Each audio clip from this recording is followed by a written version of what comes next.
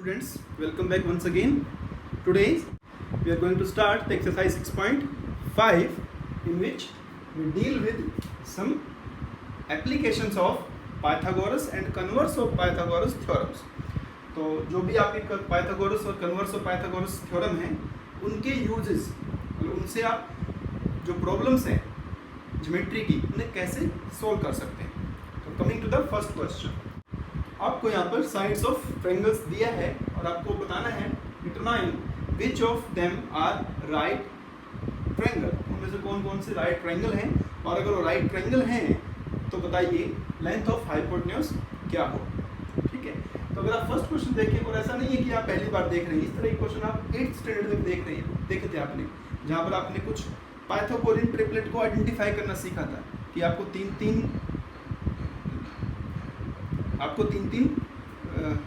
तीन नंबर्स दिए थे और आपको उससे पूछा था इनमें से कौन कौन से नंबर्स पाइथागोरियन ट्रिपलेट हैं. तो वैसा ही कुछ आपको यहाँ पर भी करना है. तो आप यहाँ पर कन्वर्स ऑफ पाइथागोरस थ्योरम की हेल्प लेंगे, देखेंगे कि इसके अंदर जो लार्जेस्ट साइड अब कौन सी है. तो लार्जेस्ट साइड इज 25. तो क्या थी वो theorem, if the square of largest side मतलब 25 स्क्वायर कर लेते हैं विच इज 625. ठीक है, फिर अदर टू साइड्स जो छोटी साइड्स हैं उनका सम का स्क्वायर करना है. तो जो स्मॉल साइड्स हैं उनके स्क्वायर्स का सम करना है.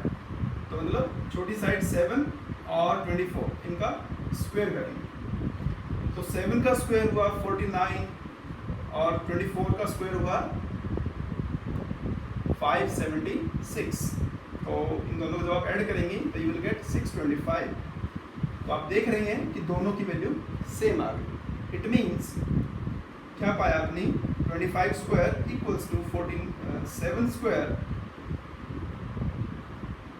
Plus 24 square. तो यहाँ पर आपकी पाइथागोरियन जो तो यहाँ पर कन्वर्स ऑफ पाइथागोरस जो थी कि if the square of largest side is equal to the sum of squares of other two sides then it is a right triangle.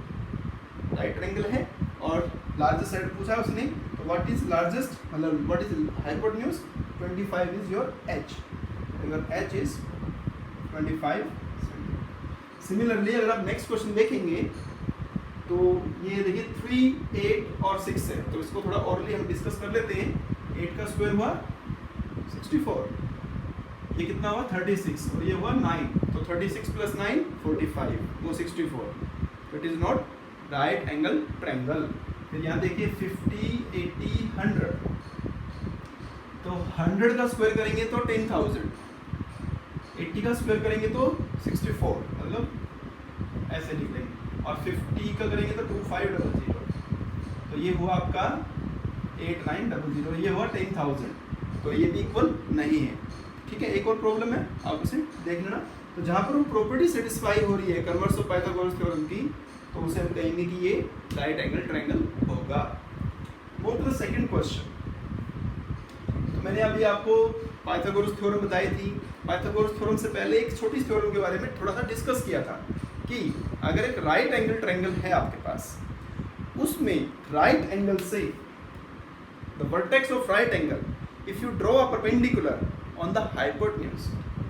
तो RQ एक हाइपोटेन्यूज है, तो आपने इस पे एक परपेंडिकुलर ड्रॉ किया, इसका नाम है PM. Then this PM divides the whole triangle in two triangles. Now these two triangles are similar to the whole triangle and similar to each other also. तो ये दोनों एक दूसरे के सिमिलर भी होंगे. तो आपको बताना है show that PM square equal to QM plus Q. In this question आपको ये इंफॉर्मेशन दिया है, कृपया करके बुक सामने रखें, क्वेश्चन ध्यान से पढ़ें. क्वेश्चन पढ़ेंगे तभी आपको क्वेश्चन सोल्व होगा. तो यहाँ पर आपको शो करना है कि PM square is QM into MR. तो this is your second number of NCERT 6.2 exercise 6.5. तो अब जैसे मैंने आपको बताया कि these two small triangles are similar to each other, तो हम क्या करते हैं, Q आप देखिए क्योंकि आपको ये एंगल 90 डिग्री है, दोनों में आएगा, तो M को बीच में रखना है, कोरस्पोंडिंग पार्ट्स को बीच में रखना है, ध्यान रखना आपको. तो Q M P या P एम क्यू, एक ट्रायंगल लेते हैं, triangle P M Q is similar, P M Q is similar to triangle R M P, R M P. ठीक है, तो आपने ये दो ट्रायंगल ले लिए और आप यहाँ पर रीजन क्या लिखेंगे, जो आपने थ्योरम जो डिस्कस करी है थ्योरम, उस थ्योरम को आपने यहाँ पर आप यहाँ लिख सकते हैं कि वी नो दैट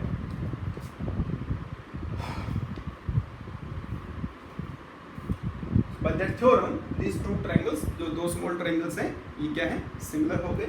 अब आपको ये प्रूव करना है, तो इसके लिए आप देखिए पी एम, तो ये रहा आपका P M, P M, P M के कॉरस्पॉन्डिंग है यहाँ पर आर एम, तो आप आर एम या एम आर दो मर्जी लिखना चाहे लिख सकते हैं, इक्वल टू, फिर आप लिखिए क्यू एम, ये देखिए क्यू एम है आपके पास, और क्यू एम मतलब सेकंड थर्ड, ये के लिए आपके पास क्या है एम पी, एम पी को आप पी एम लिख सकते हैं। ठीक है, तो P M into P M square equal to M R into Q M, और इसका आप रीजन क्या लिखेंगे, ये वाला C P S T, corresponding parts of similar triangles. This is the proof you need to. Similarly बच्चों, अगर आप क्वेश्चन नंबर 3 देखें, बुक में दिया है आपको, फिगर बना के रखा है, बताया गया है कि आपको कि A B C A B D एक राइट एंगल ट्रायंगल है जिसमें ए 90 डिग्री है, फिर A C perpendicular B D है। On the basis of this we need to prove these three things. A B square कौन सा, ये देखिए ध्यान से, A B square is B C into B D. अगर आप ध्यान से देखें, जब हमने पाइथागोरस को प्रूफ किया है जो पाइथागोरस को प्रूव किया है, तो उसमें जो पहला पार्ट आपने नंबर 1 लिखा था वो यही वाला था, जो नंबर 2 लिखा था वो ये वाला था, और ये वाला A D square equals to D D into C D, और जो ये वाला है ए सी स्क्वायर, ये देखिए ध्यान से, A C square equal to B C into C D, वो ये रहा क्वेश्चन नंबर 2 में हमने किया। मतलब इसके अंदर आपने क्या यूज करना है कि ये दोनों जो दो स्मॉल ट्रायंगल्स हैं ये दोनों आपस में सिमिलर हैं, ऐसे क्वेश्चन से, और ए बी के लिए आपको बताना है कि ये वाला जो छोटा ट्रायंगल है ये पूरे के सिमिलर है, वही थ्योरम आपका यूज करेंगे आप इसमें, और ये वाला जो है ये छोटा ट्रायंगल है इधर वाला, ये भी पूरे के सिमिलर है, इसका यूज करेंगे और आप इसे प्रूव कर सकते हैं। ठीक है, question number 4, ABC is an isosceles right angle triangle right angled at C। ठीक है, तो स्टेटमेंट आप पढ़े बुक में से ध्यान से, तो एक ABC एक ट्रायंगल लेना है आपको, तो आप ले लेते हैं, गिवन आपको ABC एक right angle triangle A B C, क्योंकि C पे 90 डिग्री बोला है, और आइसोसेलेस है, इट मींस AB तो हाइपोटेन्यूज होगा, तो ये दो अदर साइड्स ही इक्वल होंगी उसकी। तो to prove in this question आपको प्रूव करना है AB square is AC square, और क्योंकि दोनों तो इक्वल ही है तो इसने बोला 2AC स्क्वायर प्रूव करो। बहुत आसान सा है, यहीं पर डिस्कस कर लेता हूँ बिना मैं करे कि जब आप पाइथागोरस यूज करेंगे तो AB स्क्वायर इक्वल होगा AC square plus BC square. ये आइसोसेलेस ट्रायंगल तो दिया है, तो AC और BC इक्वल है, तो AC square plus AC square it will be 2AC square. Coming to 5 number, that is converse of this question, मतलब ये दिया है और आपको प्रूव करना है कि AC भी एक राइट एंगल ट्रायंगल होगा, तो आप कन्वर्स ऑफ पाइथागोरस यूज करें, ट्राई करें। If you are facing any difficulty, write to me in the comment box. Coming to question number 6, we are here with ABC, we are here with an equilateral triangle. ABC एक equilateral triangle है जिसकी सभी sides 2A हैं, और हमें उसके altitude को find करना है, सभी एल्टीट्यूड को। तो जब सभी साइड इक्वल हैं तो एल्टीट्यूड भी सभी इक्वल होंगे।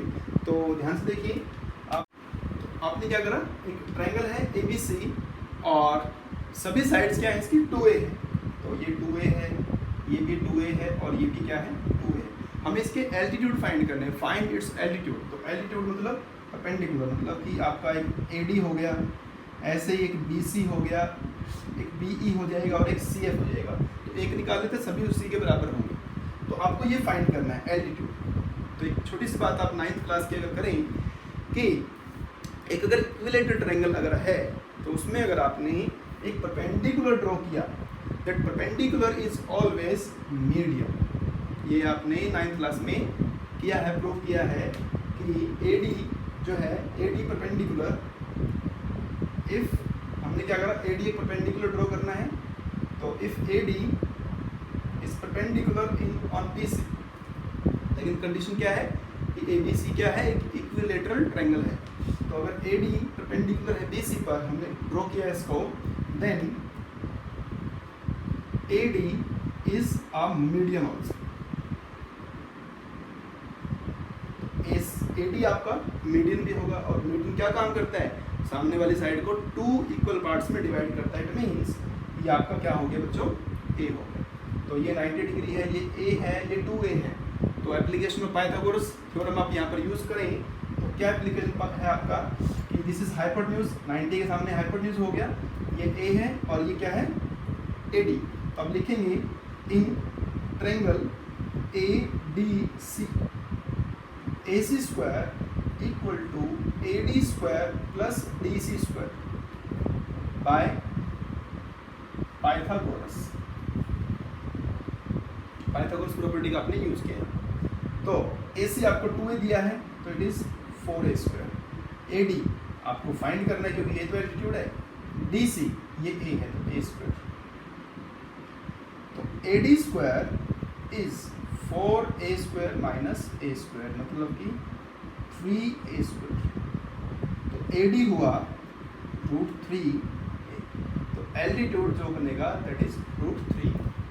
ट्राई करें। Now question number 7 is prove that the sum of squares of sides of a rhombus is equal to the sum of the squares of their diagonals। ठीक है, तो this is the again आप यहाँ पर Pythagoras का application use कर सकते हैं। तो यहाँ पर क्या दिया आपको कि prove that the sum of squares of sides of a rhombus. एक रोम्बस दिया है, तो रोम्बस आप क्या होता है, रोम्बस उसकी सभी साइड्स इक्वल होंगी। ठीक है, तो क्वेश्चन नंबर 7 आप क्या करें, एक रोम्बस बना लें। ठीक है, बुक में क्वेश्चन जरूर पढ़ें, एंड ज्योमेट्री के क्वेश्चन जब तक समझ में नहीं आएंगे, स्टेटमेंट समझ में नहीं आएंगी, तब तक सोल्व करना डिफिकल्ट है। तो आपने एक रोम्बस बना लिया, this is the rhombus, diagonals equal नहीं है रोम्बस के। ठीक है, ऑल साइड्स आर इक्वल। तो ये आपका A हो गया, ये भी A, ये भी A और ये भी।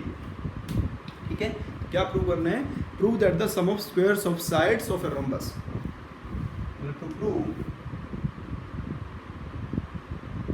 A B C D, है ना, सभी तो इक्वल है ना। तो to prove AB square plus BC square plus CD square plus AD square, अभी सबको इक्वल लिख देंगे हम बाद में, equal to the sum of squares of its diagonal. तो डायगोनल क्या बना आपका, एक AC बना और एक BD बना। तो AC square plus BD square आपको प्रूव। ठीक है, तो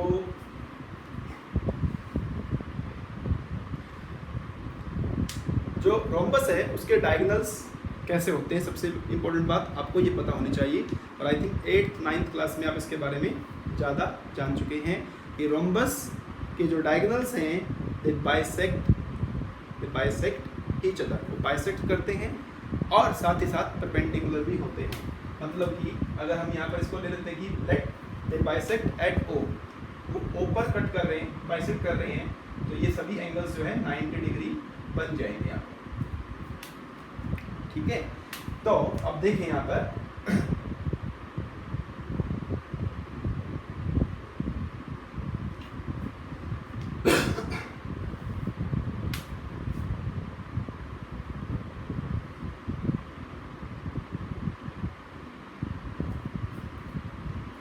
नाउ जो स्मॉल आपके यहाँ जो these two diagonals bisect each other at 90 degree, मतलब bisect each other at perpendicular। तो आपकी स्मॉल 4 ट्रायंगल्स बने, और 4 ट्रायंगल्स आर क्या हुए, 4 ट्रायंगल्स, जो 4 ट्रायंगल्स हैं ये राइट एंगल ट्रायंगल होंगे, जिनके अंदर हम पाइथागोरस का एप्लीकेशन यूज कर सकते हैं। तो इन ट्रायंगल AOD, ठीक है, तो अब क्या लिखेंगे, AD square equal to AO square plus OD square. तो जल्दी लिखिए, in triangle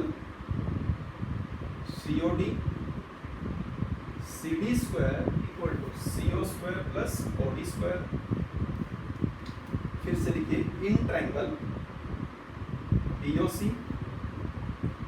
BC square equal to BO square plus OC square. इधर लिखिए AOB AB square equal to AO square plus OB square. अब इन सबको आप ऐड कर लीजिए, क्योंकि आपको ये तो लाना है LHS में। एडिंग ऑल, तो आपका LHS आ जाएगा। जब इनको आप ऐड करेंगे तो ये लिख लेना है यहाँ पर लेफ्ट हैंड साइड में equal to, left hand side आपका आ जाएगा। अब इससे आपको ये बनाना है राइट हैंड साइड। तो इक्वल टू, अब देखिए ध्यान से, AO 2 टाइम्स है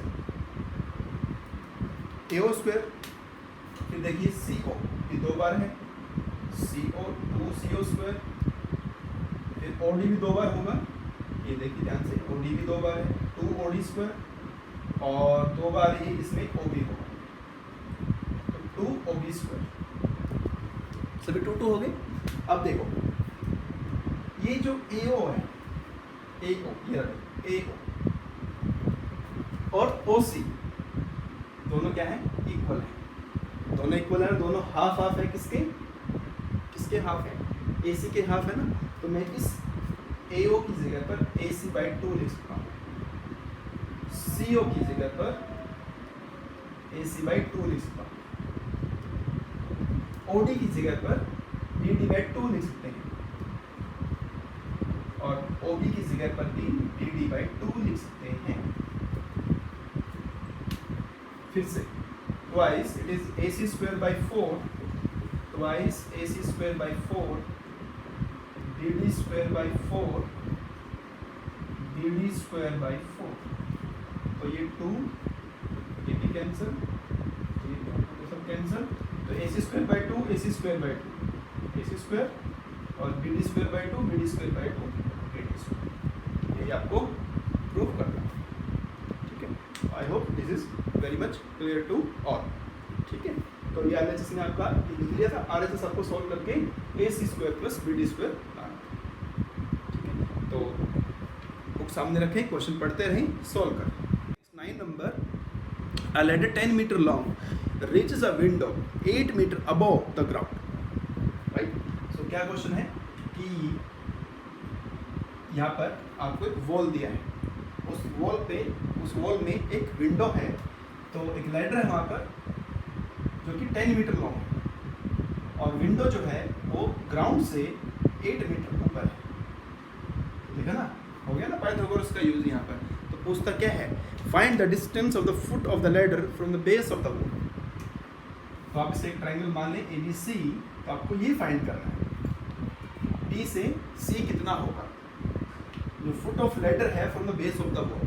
तो by using Pythagoras you can solve this. So these are the application of Pythagoras. Next question दिया है आपको, a guy attached to a vertical pole of height 18 meter is 24 meter long and has a stake attached to the other end. How far from the base of the pole should the stake be driven so that wire will be top? तो again Pythagoras, similarly आपका 10 number है, just use Pythagoras property and solve it. Coming to 11 number, बहुत अच्छा question देखिए ध्यान से। An aeroplane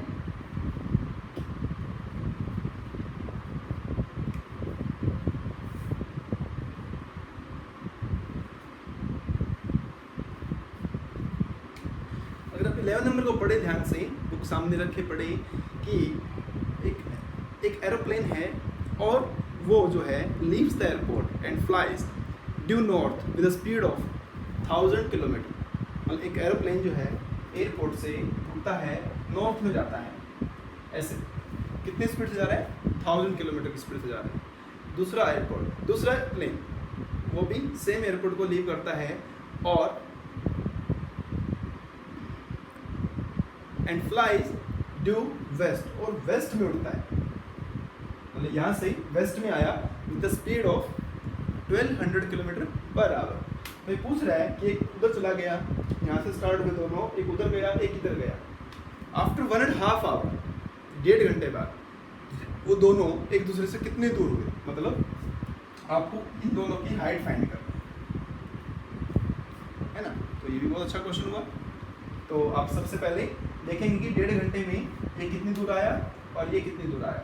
तो distance equals to speed into time का कॉन्सेप्ट आपको थोड़ा यूज करना है। यहाँ पर 1000 की स्पीड से गया तो 1.5 आवर में 1500 किलोमीटर चला जाएगा। सिमिलरली 1200 की स्पीड से जाएगा तो 1800 किलोमीटर यहाँ पर चला गया। ABC ट्रायंगल मान लो, ये शायद आप फाइंड कर लेंगे आराम से। ठीक है, नेक्स्ट क्वेश्चन भी ऐसा ही है, just basic use of Pythagoras आप करें, सोल्व हो जाएगा। ठीक है।